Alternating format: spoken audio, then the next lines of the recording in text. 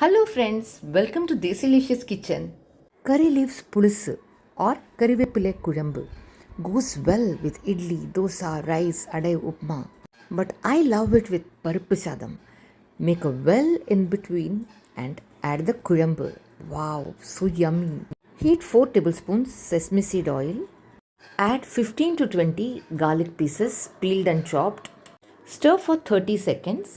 Add 8 dry red chillies and 100 grams or 1 cup curry leaves. Fry until the curry leaves turn crisp. Transfer to a mixer jar and blend, adding a little water to a coarse paste.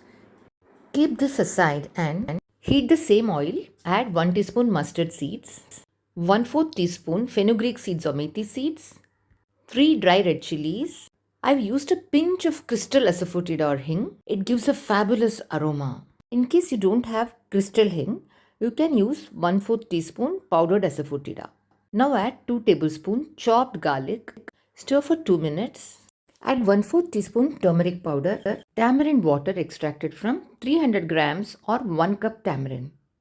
Now let's add the ground paste and add some hot water to adjust the consistency. Add salt. Let it boil on a low flame for 8 to 10 minutes. And then add some jaggery. Boil for 2 minutes and switch off the flame. That's all. Done.